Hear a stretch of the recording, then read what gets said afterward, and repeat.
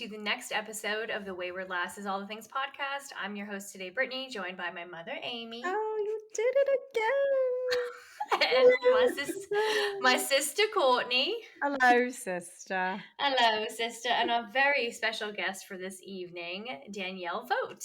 Yay. Hello. We're so excited to have you on here for today. But before we hop into our interview with Danny, we've got some trivia. And if this is the first time we're doing this, Danny, we all are going to ask trivia questions. Oh, so gosh. I am asking Harry Potter trivia questions. Courtney, you have Schitt's Creek, right? And Mom, you have The Office. Yes. Oh, God. Okay. Well, yeah. Let's go. Okay, here we go. Does anybody want to volunteer to go first? I'll go Okay, first. Okay, Courtney goes. I don't know anything. I'm asking 3 questions. You can ask whatever you want. Okay, I don't know anything about Schitt's Creek. I've never watched it, so these might be like ridiculously You've obvious. never watched Creep? I know, it's on my list. It's on my Okay. list of things to watch. So I'm Wait, really sorry. hold What? on. I'm going to intervene. Go. All right, I'm going to go for these questions. They might be obvious. Sorry if they are. Question number 1. What is the name of the soap opera that Moira Rose is best known for? It's in the Sunrise Bay, I think so. Correct. Oh, very good. Did you know that? I didn't. No, I didn't. Oh. It's been a while. Okay. Who is the mayor of Schitt's Creek? What's his name? Oh God. Roland Chip. All right. Very good. As she says it, I'm like, oh, that's it. All right, let's see. For a brief time, Moira decided to be what type of model? A hand model? Yes, very good. That's right. All right, should I do one more? Sure. Twyla is best known for working at what local establishment? Eternal Sunshine Cafe? No, it's No. I don't remember. I know it's the cafe. I don't remember the name of it. It's Cafe Tropical. Yeah. Was that a bad one? Yes. That was good? That's good. That's good. That's a Okay. good one.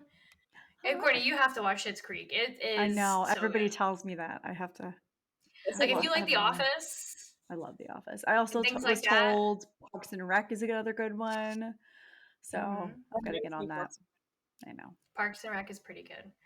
Okay, I'll go next. This is Harry Potter trivia, and this is so easy. I think everybody's going to get these. I don't know. Okay, here we go. What are the 4 Hogwarts houses? Like Mama. Hogwarts. Gryffindor, Slytherin, Hufflepuff, and Ravenclaw. Very good, very good. What position does Harry play on the Gryffindor Quidditch team? Seeker. He's a seeker, dear. He's a seeker. Yeah. And he was a fullback. I'm going to do these with British accents because Harry Potter. Okay. What is the name of the pub at the entrance of Diagon Alley? Diagon Alley. Sorry. Is it Hogsmeade? No, wait, no, that's not the pub, though. What would a witch brew her stew in? Yeah, is it Cauldron. broom? Is it? Yeah, the pub. There's a word before cauldron. The something cauldron.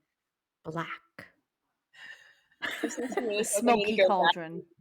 It is the leaky cauldron. Oh, actually, now that you said that, I did. Yeah, I was about to say that makes sense. I'm gonna go reread these books after this. Okay, what kind of pet does Harry own, and what is her name? Hedwig and Owl. Mm-hmm. Who makes the laws for the magical world? Ministry of Magic. Mm-hmm. Last one. Who does Harry live with before going to Hogwarts? His aunt and uncle, and then his cousin. What's his name? What's their last name? Oh, Oh God. Oh, man. Petunia, Vernon. It is it's the Dudley. Dursleys. The Dursleys. You know, I was going to say Drury. Yeah, I was, know I was that's with the D, but I cannot think of that. just So weird, or side note real quick, you know how everyone who possesses a Horcrux kind of goes crazy and gets angry and mad? Well, Harry is a Horcrux. Maybe that's why his aunt and uncle were so mean to him. They've had him forever. I've never maybe I thought never about thought of that. Yeah, they're just eternally like angry people now. They had him for like what, 12, 11 years? Yeah, it messed them up. All right, Mother, it's your turn. No clue about that. All right. Who said, if I don't have some cake soon, I might die? Are you If I talking don't about have The what Office? soon? Yes. I think this is The Office. Yes. What if I don't have what soon? Cake. If I don't have cake soon, I'm gonna die. Michael? Stanley? Stanley. Sounds like a Stanley. It's like okay, I don't even know if I'm saying this name right. Shroot boys. Shroot. They must learn how many rules before the age of 5. A lot. These are hard. Oh, God. 23. 3 rules. 5 rules. 20 10. rules. 50 rules. 69. I don't know. 50 to 69. I went like this. What's the answer? 40. 40.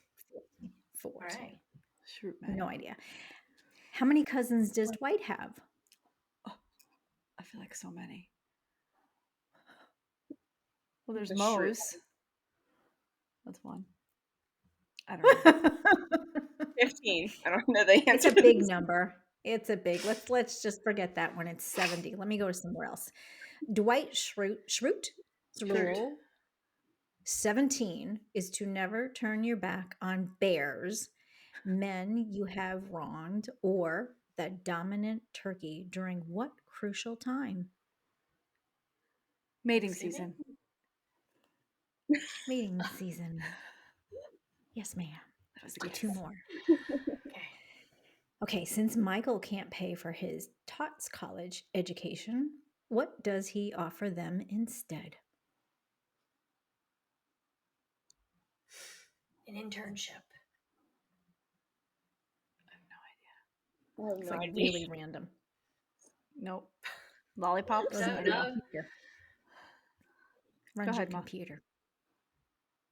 Lithium batteries. Batteries? Lithium. Oh, okay. Lovely.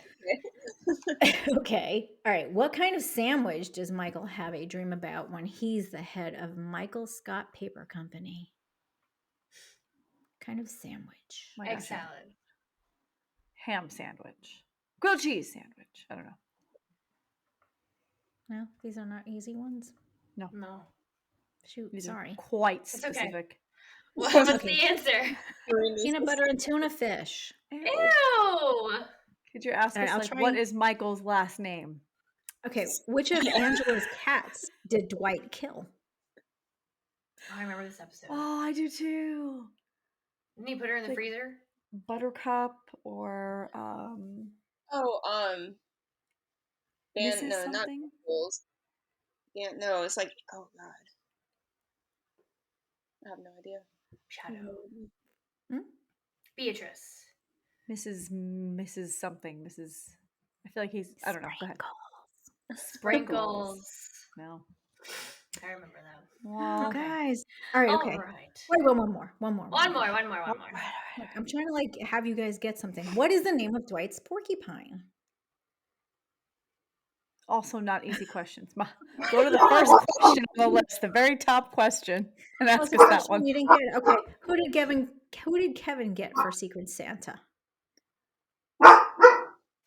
No. That's wrong. Incorrect. Incorrect.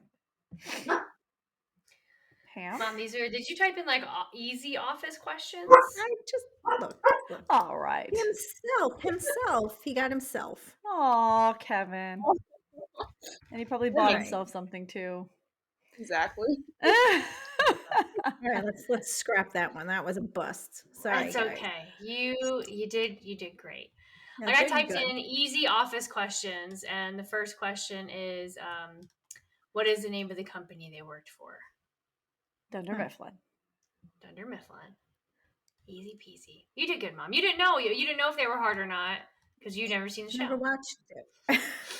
You never Yeah. seen The Office? No, she's never.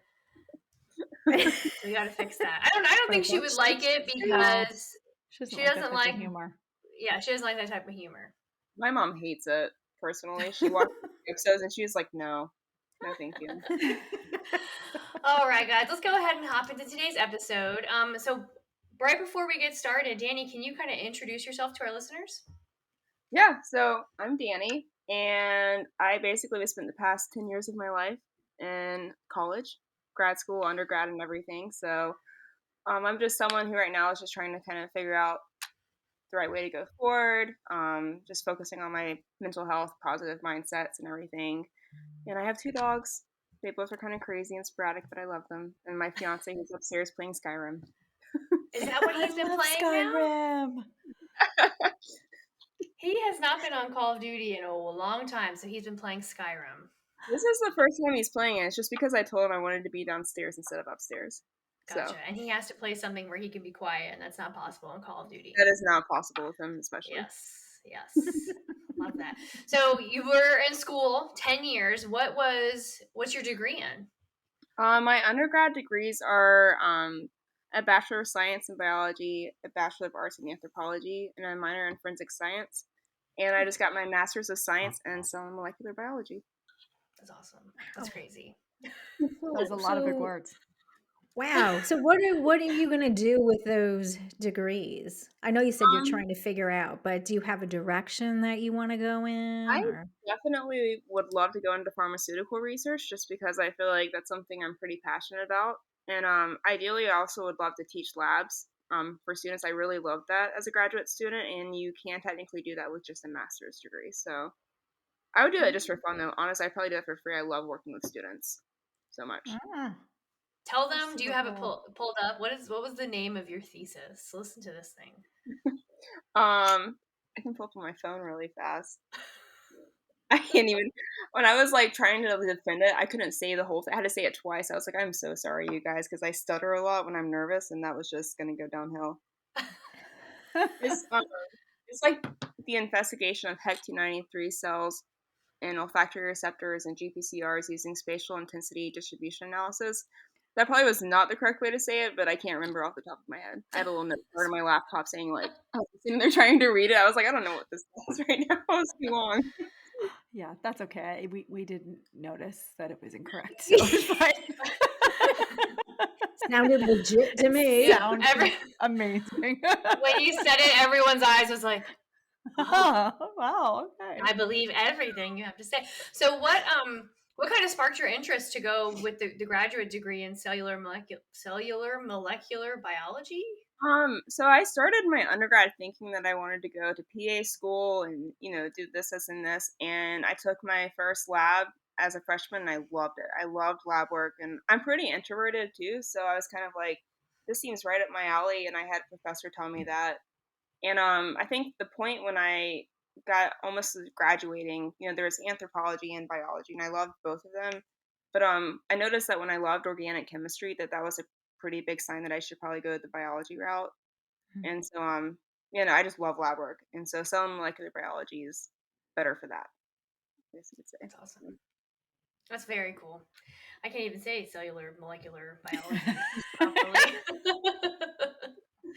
You guys should see the books that she has. They are all pretty thick and hard to read. Can't even read the titles. So I know that for you, a couple of years ago, something was introduced to your life essentially, and you said that you want to go into pharmaceuticals. Is that because of what was introduced essentially to your life? And if so, can you kind of tell us what Yeah. happened? Yeah, so I mean, I always kind of had an idea that was an option. I would like my prostate cancer runs in my family, so I was like, I would like to go into that kind of research. But then the two things that I struggle with are bipolar disorder and epilepsy. And both of those conditions require a lot of medication, and tweaks to those medications are hard and the side effects are hard. And so that's definitely felt like a calling for me because I feel like I would be more passionate about the research if I could feel kind of connected to it. Mhm. Um, That so makes yeah, sense. no, both of those things definitely made me want to go into that. Yeah. And can you kind of, so for maybe people who don't know, kind of like tell us a little bit about bipolar and then how you kind of got diagnosed with epilepsy? Yeah. So I mean, I was diagnosed as being bipolar at the age of 18. It runs strongly in my family, so I guess no one was too shocked about it. Um, and it was hard, there was a lot of ups and downs with medicine. It took me about probably 3 years to find the right dosage. And then flash forward to 2 years ago, I had my first seizure, you know, and I was in the hospital and they were like, you might have epilepsy, and you pulled up your MRIs and you have these regions in your brain that maybe show like MS in the future and this and that. And it was like, what the? I was like, there is no way that this has just happened to me because I've always just been concerned about being bipolar and schoolwork. And then that day I was like, I didn't care about either of those things. So it was very like mind altering and blowing that you could have like 1 hour of your life in 5 minutes with a neurologist and you're just like, okay, so things are starting to look a little bit different right now. Yeah. That's cool. So where do you go from there? And that's been something I've been struggling with. I mean, I still struggle with it. I think I've made some great steps forward, but it's hard. Yeah. It's rough.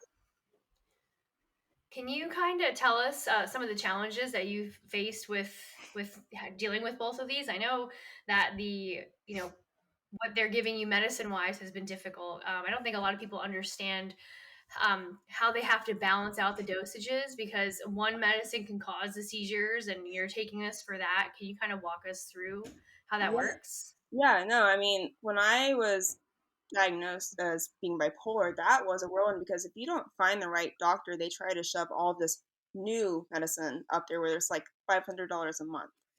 And so it took me a while Yeah. to find the right doctor, which is extremely important. It's hard to do those in certain regions. If you're in a rural town, it's hard to do that.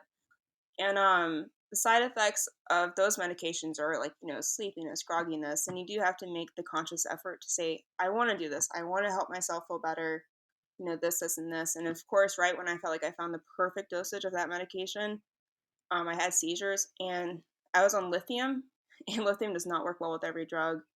And so I spent the past 2 years only focusing on seizure medications and just kind of maintaining the other stuff. And I finally talked to my psychiatrist a few weeks ago, and he was like, okay, your issue is that you're only talking about seizures, and you need to talk about both of those things because, you know, it's all about your mindset. And because I'm bipolar, he's like, you need to be healthy in your mind if you're going to tackle anything else. Because I've been very down and everything because of these medications. They tell you to take at least a month at minimum to get used to them, and then they want to up your dose a lot, and then you want to down it a lot, and you're just like, well, what are you guys doing? And I'm sitting here and I'm like, I can barely stand up, I'm so tired. So it's hard. It's really hard. Yeah. Yeah. I just want to I want to backtrack just a little bit if we can for maybe our listeners who don't really know or understand like what is bipolar disorder. I know that some people have highs, some people have lows. So would you mind sharing with us maybe your Yeah, experience and yeah. yeah, no, for sure. So bipolar is just episodes of depression and mania, and I always like the phrase that describes it pretty well: is the higher the high, and the lower the low. And depressive episodes for me have always been extremely bad. I mean, obviously they're very horrible, especially if you're not medicated. And sometimes medicine does make it worse if it's not right for you. But depressive episodes are hard to come back from, and they're typically followed by manic episodes. And I think mania is really misunderstood by a lot of people. I've had people tell me like, "Oh, well, the manic episodes must be great," and I'm like, I don't know if I would call it great. Some people do feel euphoric, but for me, I've always felt I don't need sleep, and I felt like aggressively like almost anger with it. Hmm. So it's you go from like the lowest of lows to the highest of highs, Oh, and it's difficult because you can kind of feel like sometimes an onset, but sometimes it just happens overnight, and it's just like whoa, and it's hard because it's hard to deal with it for yourself, but it's right. also hard to realize that other people around you have to deal with that. Right. Are you Very always So tricky. Dan, able to sorry. recognize that something is about to, you're about to have Yeah. either manic or depressed episode? Yeah, it's getting better. I mean, I will say like finding the right treatment and medicine for you, and medicine's just one portion of it. Obviously, you got to Right. start working out your mind and body and do kind of like holistic approaches. I believe that I can definitely feel them coming on now. And that's something that I think a lot of people don't understand is that, you got to make the active choice to take your medications and trust your doctor. Right. You also need to communicate with your doctor, but there's no cure for either of these situations. And so it's also up to you to say, I want to live my life. Right. And that means that, medication, I got to be willing to figure that out. And sometimes it might take a year to figure that out. But I think a healthy communication with doctors, though, has been what's been best for me lately. Right. That makes sense. I don't want to monopolize the conversation, but I just have one more question. So you just mentioned talking about medications and that there's other things that you have to do: mindset, physical, emotional. Could you share like with us some of the things that you do other than medication to kind of to help treat? Yeah. Go ahead. Sorry. No, you're good. Sorry. I definitely think, I've tried to get back into things. It's been hard because of school because I dedicated all of my energy into school. And so it's been a little bit more hard and difficult recently. But, you know, we have our two dogs here and I try to walk them and enjoy life outside. Meditation is good. I'm someone who I am like religious, so I try to read my devotions on down days and even when I feel kind of angry. Just things where you can do that's for you. For me, I was trying to put all of my energy into school, but my doctor's like, you got to do something that's just for you. So Mm-hmm. cooking, I walk my dogs. I've been training Zeppelin a little bit more because he's been a bit of a handful lately. Yoga is always good. Things that are kind of actively making your mind focus on something positive. Right. Doing things that you enjoy, that you have like delight in. That's Yeah. good. Cool. Sorry. Okay, I'll let somebody So else talk now. I just want to go back a little bit more. I guess pre your being diagnosed as being bipolar, you said it does run in your family. What were some of the things that were clues to you that could I be bipolar, or were you just thinking, oh my God, there's something wrong with me? Um, Yeah. was there something specific that pointed to, yeah, I could be, or were you just going through the motions and thinking just there's something wrong with me? Well, what's really interesting is that whenever you get diagnosed as depression, like as being someone who's depressed, they give you the SSRI drugs, which is like your Zoloft, your Lexapro, and that's what they did for me when I was about 17. And if you are bipolar, that medication typically brings out mania in people who are bipolar. And so I got into my first semester of freshman year of college and I stopped sleeping, felt like I could do anything, and I still passed all of my classes somehow. And if I Wow. didn't pass if I missed something, I can convince professors to give me another shot. And so that kind of erratic behavior, to me, I felt fine, but I finally went home for a break and my mom was like, okay, something's not working right for you. And as soon as I went to the doctor, they were like, this does run in your genes and we need to treat that pretty fast. Get you off the medication that's going to just amplify it and help with that. So sometimes I think that's what's really difficult for people who are bipolar is that sometimes you don't see it yourself Right. Right. and your support group sees it. And it's hard, especially if you're manic, to hear people say, I think you need to go talk to a doctor because you're like, I'm fine. Right. I don't need help. And then they're like, yeah, you do. And then you realize later, like, okay, I'm grateful to have that. Yeah. But it's difficult for people around you too, for sure. Yeah. Okay. Definitely. You mentioned, taking a holistic approach to this because there's no cure for either of these things. There's the long game of medicine and communicating with your doctor. But I just love that you brought up the holistic approach because we've talked to several people who've done yoga and meditation, and they talk about the benefits that it Yes. has. And I just want to commend you and applaud you for realizing that it's not just the medicine that's going to heal you, but it's also a whole inner thing that you have to go through, getting your mindset right and taking those steps to take control of your health. Because I feel like in situations where they're not curable, I feel maybe many people could feel defeated. Mhm. That's definitely not you. You just finished your master's. You just graduated, from Western with a master's in cellular molecular biology, and like you're overcoming the things, and you're doing all the things. And I just want to commend you on that and make sure that you know that no matter how you feel about yourself, you are a boss Oh, and you thanks. are killing it. So Yeah. love you. Yeah, thank you. Aw. People need to realize too, it's an everyday struggle. I can go days where I'm like, I kicked ass that day. I did a Yeah. good job. And the next day you wake up and you screw up the whole day, and you don't do yoga, or you don't meditate, or this and this. So it's an everyday thing for sure. Yeah. Yeah. You I have to think it's important too. We've talked about this before. Sorry, Court. No, you're fine. About being able to forgive yourself. It's Yes. Mhm. okay to make the mistakes. It's okay to fall off the wagon sometimes, but then recognizing and hopping back on it and forgiving yourself. Okay, I didn't get to do this yesterday, but tomorrow, it will be another day. Yeah. Um, I wanted to just talk a little bit about misconceptions that people might have about both of your mental and your physical struggles, because I know that when Yeah. I was younger, not now, but when I was younger, when someone would say bipolar, there was automatically a stigma attached to it, and like a very negative connotation, like, oh well, they're crazy, or they're, you know and there wasn't a lot of talk about how to properly uh, talk about it, and how to turn it into not necessarily a positive thing, but how to just have a conversation.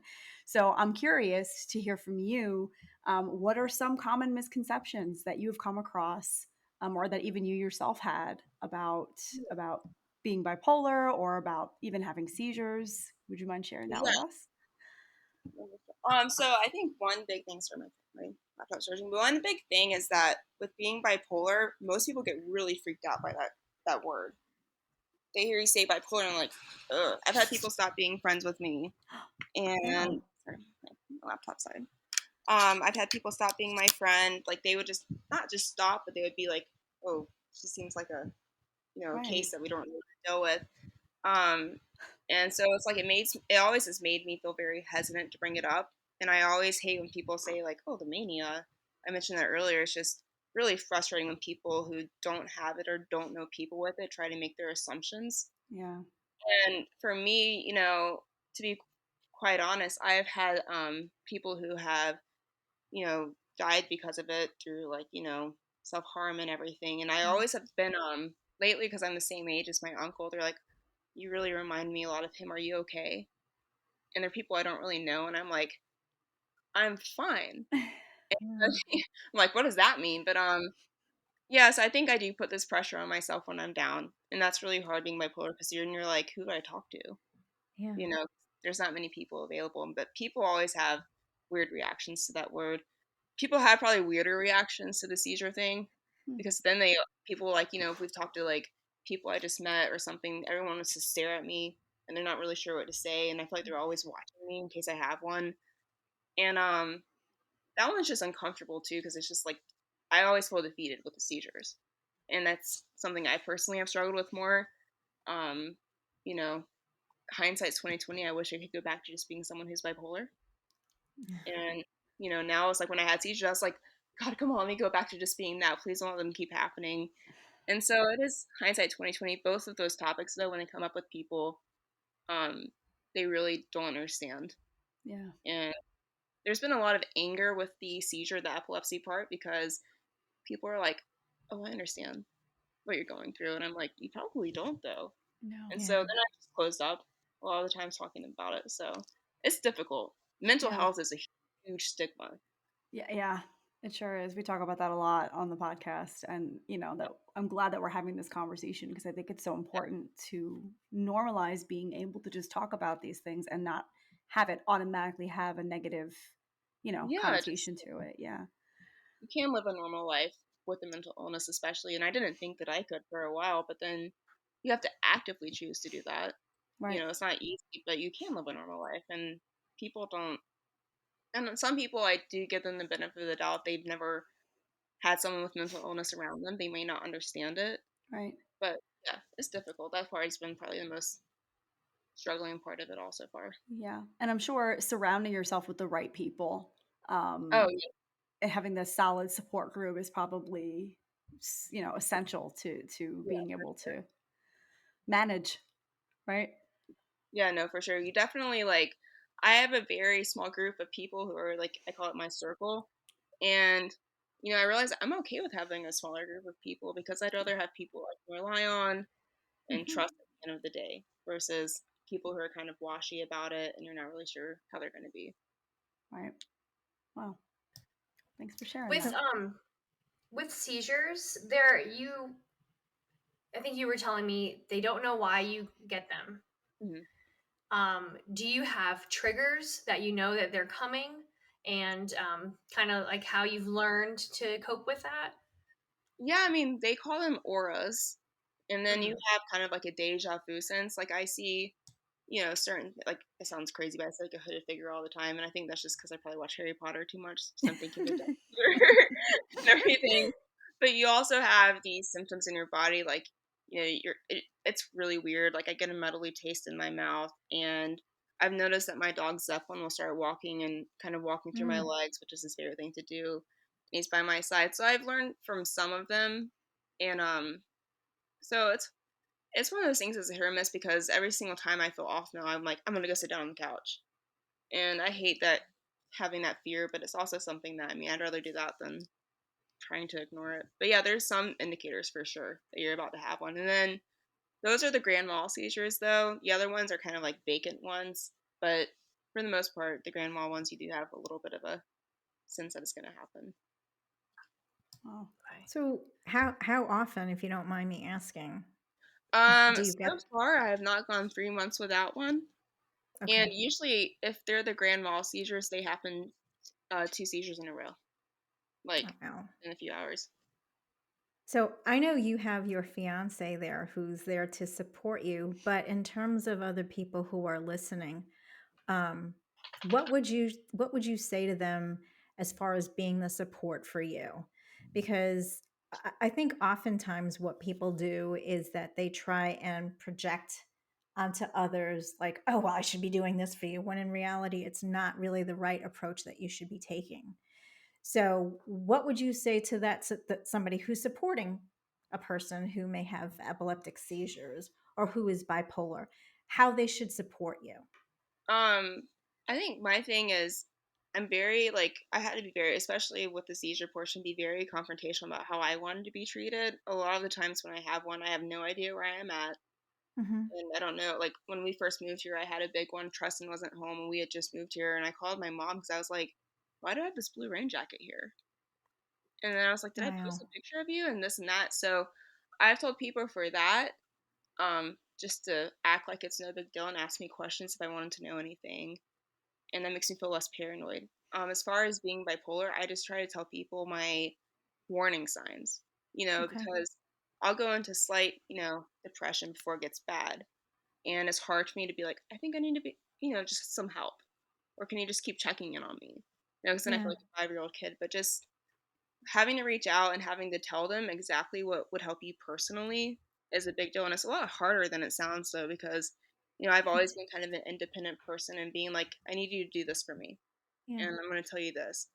But I think just being upfront and saying, please do this actually next Yeah. time, because I had someone one time, I had a seizure, Tristan wasn't around, they just didn't tell me about it. And then he got home and he was like, are you okay? And I was like, why wouldn't I be? He's like, you had one today. I was like, I did?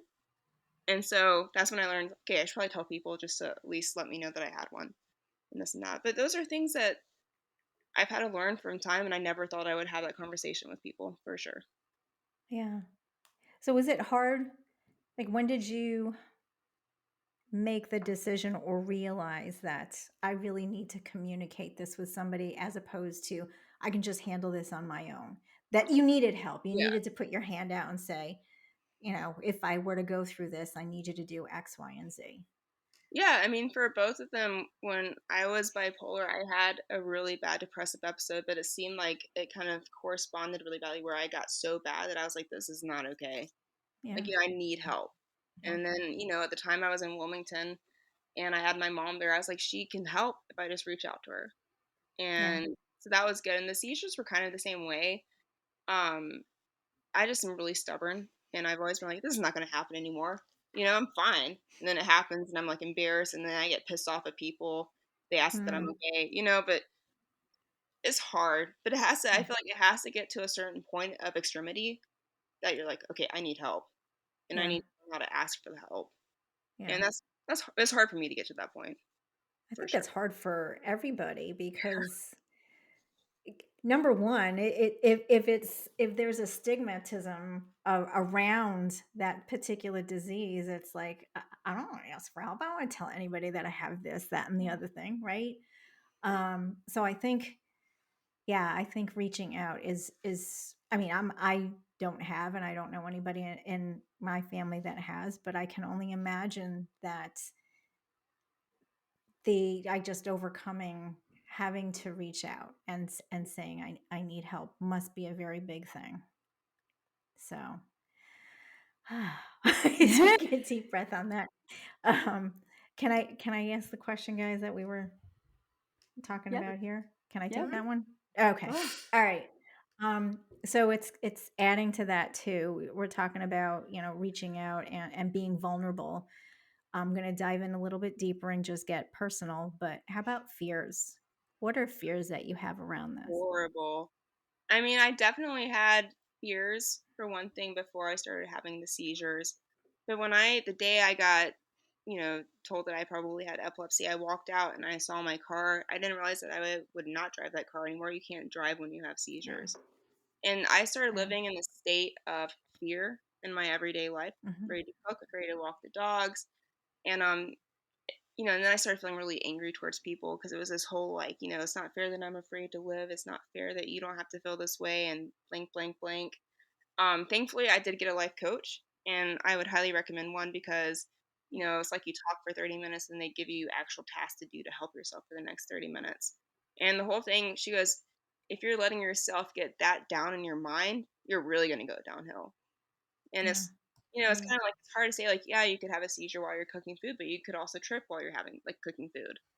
Right. So Yeah. you kind of have to look at it in a sense that, you have to be more proactive about it. And one thing that causes seizures that they know is stress. So sitting there stressing out Hmm. about it in your mind is definitely not helping the situation.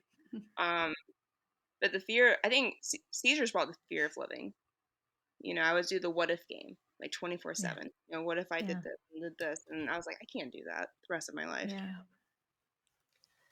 Yeah. I can only imagine. I have it, my husband like passed out, right? And he in the kitchen and he hit his head and just blood gushing everywhere. We didn't know why. So for like the longest time it was, well, I'm not going to walk up the stairs, or I'm not going to, go to the bathroom by myself, or I'm not going to go to the store, or I'm not going to go walk the dogs because you're afraid, Yeah. right? And then I don't know when he crossed the point that he could, like, he was actually walking around with a motorcycle helmet on his head because he was afraid he would just bonk, and he didn't want to have, like, another concussion. So I don't know again when he crossed that point where he could just let it Yeah. go. But I can only imagine like the stress. And like you said, the stress just makes it worse. But when you can actually just let it go, I can only imagine. So I don't No, know. and I still like, I've been, whenever I hit like kind of like down spells, I'm like, I get to this whole point, I'm like the woe is me party, like a pity party. And, I'm like, I can't make everybody feel bad about it around me because the moment I bring it up, people are like, are you going to have one? A seizure? Yeah. No, I'm just upset about it, but now you're just pissing me off, and it goes really downhill from there. So, just having to learn how to, like it's good to have your support system, but you also have to make sure yourself and your mind is mentally there and mentally Yeah. stable to get you through those points. Because not there's a lot of times where I've had these episodes, and both being bipolar and having seizures, and I've been alone, and it's kind of like, yeah, it is scary, but you have to learn how to deal with it and kind of be a badass again in life and say, okay, I got it, I can do this, and just be strong like that. Yeah. That's a Yeah. beautiful way of putting it. You do got this. Is there anything relating to what we've talked about here so far that we haven't asked you that you wanted our listeners to hear? I don't know, just go to therapy if that works for you. Do yoga if that works for you. Running, exercising, um, be active and proactive about medicine, but don't let yourself rely on that. It's all about Yeah. your mindset. And medicine can help that, but it's up to you to actually go out and live every single day finding that kind of contentment with yourself. Yeah. Absolutely. Yeah. No, go ahead. No, you can continue your thought. I was going to Nope, ask nope, something nope, different. nope. So I was going to ask something different. okay. So I was going to ask you for this upcoming year. We usually typically set goals for ourselves at the beginning of every year. So do you have some goals for yourself, either personal or anything having to do with? Get married is the first. That's on the 11th. Oh, that's right. That's right. Oh my god, I've been spending the whole day planning this freaking stuff with like hair and makeup, and I'm not that kind of person. So Oh. wedding planning, that'd be awesome. And we have the honeymoon. Shout out to Ryan, by the way, because Ryan is helping us with the whole honeymoon. That's been the easiest part of the whole planning the wedding part. It's just the honeymoon. So he takes care of that. So I'm excited about that because I love to travel. And then coming back and getting a job Yeah. would be next. So So Those you're are good going goals. to Ryan has planned, so shout out. Here's a shameless plug for Viva More Travel. He is a travel agent. Ryan is our cousin. But he is essentially planning their 2 week Wow. honeymoon in Europe. And That's what so are some of awesome. the things that because when you were describing it to me last night on the phone about everything that he was doing for you guys, I didn't realize he was doing that much. oh And I yeah. don't think that they know what he does either. So we are gonna start out in Ireland. We're gonna be in Dublin for St. Patty's Day. Yay. Which we're excited about. And my fiance and I are big UFC fans. My fiance Tristan is a huge Conor McGregor fan. And we're gonna go to his bar and restaurant. Ryan got us a reservation there, and Oh, we're gonna do like nice. Wow. some more in the Aran Islands. And then we're gonna go to Amsterdam, where we'll be going to the Van Gogh Museum, Red Light District, Anne Frank, and then he's taking us to Athens and Mykonos. And I mean, Wow. Ryan has made this. I will say, like, he's made this a very easy process. He just lets me Wow. know when I need to have the money in my account ready and if it's good to go, and I'm like, "Yep, I trust you to Yeah. do you got it, buddy." Um, Nice. And he's like booked all your Airbnbs and found you like everything to do while you're there, right? yeah, and he's found crazy deals, like, just with everything, and flights are all great, and he's like, "Oh, I got you guys window seats next to each other, and it's only for this price," and I was like, "Okay." And then, I love Ryan too because he's very honest with his recommendations, and he's like, "Okay, let's just what do you guys want, or if I may recommend this." And so Ryan's always been awesome so far Yeah. with all of this. I mean, we're almost done with most of the planning now, I guess. So Yeah. It's almost time for the big day. I'm so excited. That's getting so close. exciting. Yay. Do you have everything Yeah. else all set, or are you still doing some last minute stuff? Doing some last minute stuff today. We finally got the hair and makeup person confirmed somehow, and our coordinator has been really great. We have to figure out a baker, Oh, I guess. okay. I'm not a big sweets person. So think about the fact that people would want sweet things at a wedding, and Yeah, usually. what? Typically. Yeah, no. Yeah, what should we get? Yeah. We did cupcakes. Brittany, you did cupcakes too, right? Yeah, I Yeah, did cupcakes. Brittany did cupcakes. Just I easier. had a friend of mine make us like a small cake, and then I had another friend make all the cupcakes. So You're smart, yeah. worked out that way.